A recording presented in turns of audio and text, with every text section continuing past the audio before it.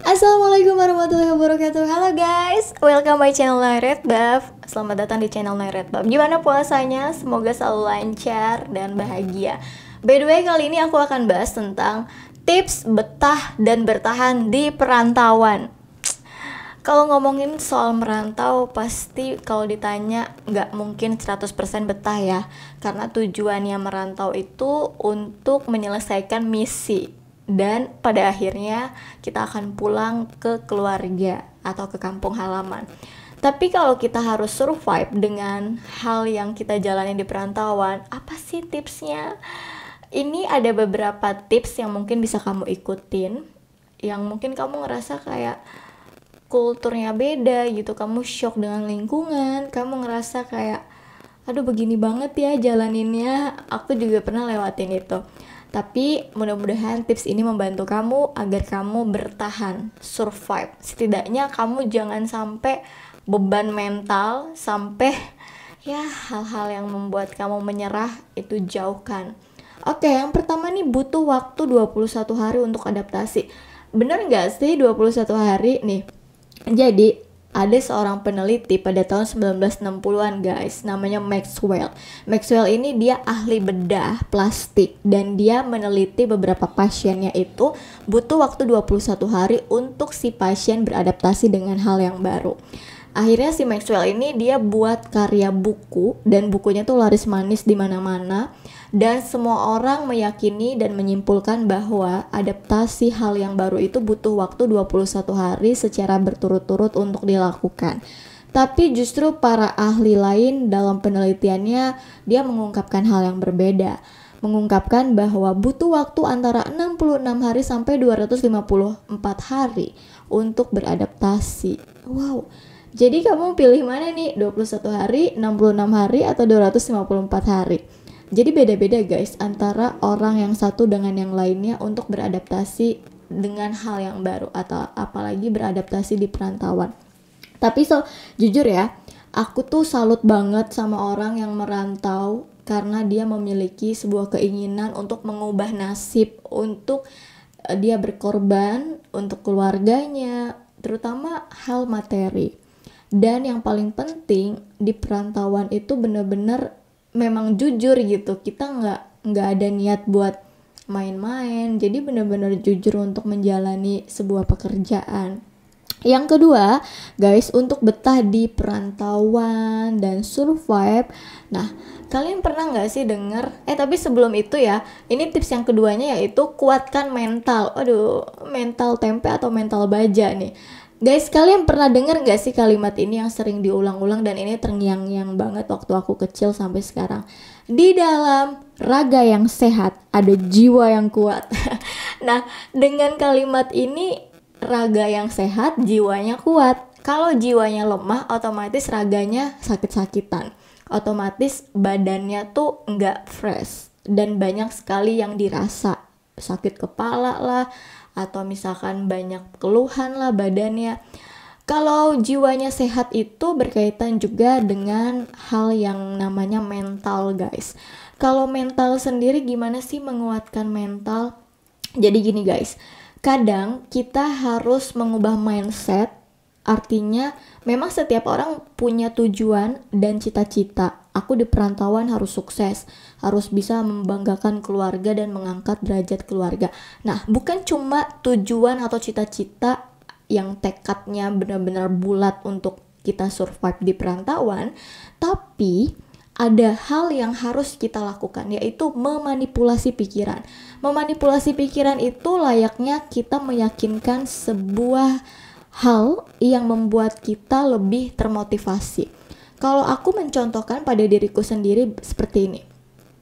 Orang kan merantaunya ke luar negeri, jadi TKW, jadi TKI. Mereka selama 2 tahun, bahkan 5 tahun, tetap happy-happy aja walaupun mereka tidak memikirkan healing, tidak memikirkan jalan-jalan. Tapi mereka menjalani itu sepenuh hati, apalagi di luar negeri. Kita bekerja gitu loh.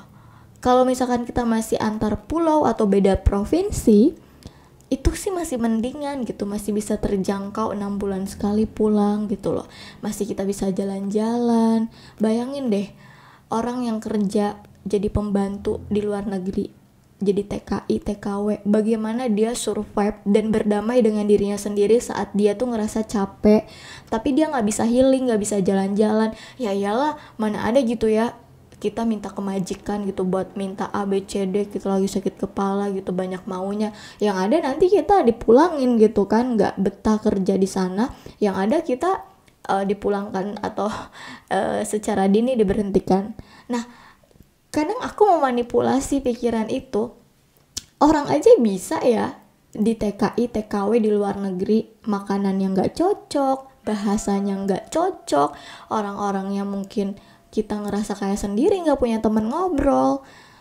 Mereka aja bisa gitu. Masa sih aku yang cuma beda provinsi antara Pulau Jawa dan Pulau Sumatera, atau antara NTB misalkan ke Pulau Jawa atau sebaliknya, kok nggak bisa ya? Nah, aku mau manipulasi pikiranku, dia aja bisa, masa aku nggak bisa? Pasti aku bisa nih, aku survive nih, aku berjuang nih.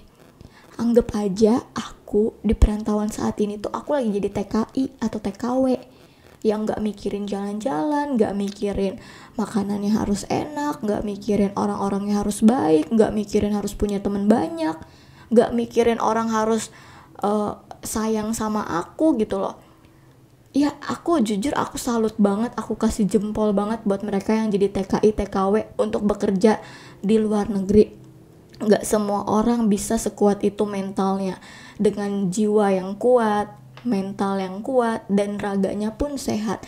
Bayangkan kalau raganya nggak sehat, kan dia bekerja di sana kan jadi ibu membantuin rumah tangga ya, bersihin ini bersihin itu. Bayangin kalau misalkan dia raganya sakit-sakitan, mana mau gitu orang untuk mempekerjakannya.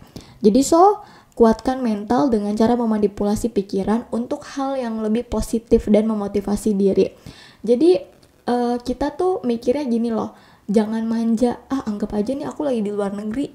Jadi kita tuh kayak meyakinkan sesuatu yang mungkin dalam konteks kita harus mengikuti apa yang kita inginkan gitu. Dalam hal yaitu pikiran kita harus kalau cara Denny itu disugesti ya, harus sugesti kita harus anggap aja nih gue lagi di luar negeri nih, anggap aja nih gue lagi bener-bener mengabdi 2 tahun 3 tahun untuk survive dalam keadaan atau lingkungan di perantauan yang mungkin kita nggak cocok. Dan yang terakhir guys, kalian harus benar-benar menerapkan ibadah. Kenapa ya ibadah tuh penting banget? Jadi kalau misalkan kita kemanapun, mau kita ke ujung negeri, mau kita kemanapun lah ya, mau ke Papua, mau ke Merauke atau kemanapun, kalau kita lepas dari ibadah itu rasanya kosong banget gitu. Rasanya kita ngerasa kayak gak punya tujuan, terus kita kayak bosen, hidup gini-gini aja. Tapi kalau kita mempelajari ilmu agama, kita ibadah, yang tadinya kita gak hafal surat, jadi kita bisa menambah hafalan surat. Yang tadinya baca tajwid yang gak bener, kita bisa benerin baca tajwid Al-Qur'annya. Karena cuma itu pegangan kita di dunia. Kalau kalian mempercayai gitu ya, bahwa hidup itu untuk ibadah, pasti kalian mikir dimanapun, mau kita lagi di laut, mau kita lagi di samudra atau lagi di hutan, kalau misalkan kita lagi sholat tuh, selesai sholat tuh rasanya tenang banget, dan kita bisa berkeluh kesah sama Allah gitu. Dan aku selalu bilang memang setiap orang ada masanya gitu, tapi kita harus stop masa-masa yang membuat kita rugi, masa-masa yang kita sering bolong-bolong sholat atau kita sering cuek sama ibadah. Sekarang mulai untuk menata, emang hidup ini memang hidupku, matiku hanya untuk Allah gitu. Inna sholati wa mahyaya wa mamati, kalau nggak salah seperti itu. Yang intinya hidupku, matiku hanya untuk Allah. Dan orang-orang di sekeliling kita, kanan, kiri, depan, belakang kita, itu adalah mereka sebagai perantara yang utusannya yang menjalani skenario-nya itu kan kita. Tapi yang andil dalam mereka baik sama kita, mereka jahat sama kita, itu kan Allah Subhanahu wa Ta'ala. Jadi tetap semangat untuk kalian. Dan semoga di video ini kalian bisa termotivasi, atau kalian punya tips lainnya silahkan komen di kolom komentar di bawah ini. Thank you so much udah nonton video ini. Kita ketemu lagi di next video berikutnya. Dadah, wassalamualaikum warahmatullahi wabarakatuh.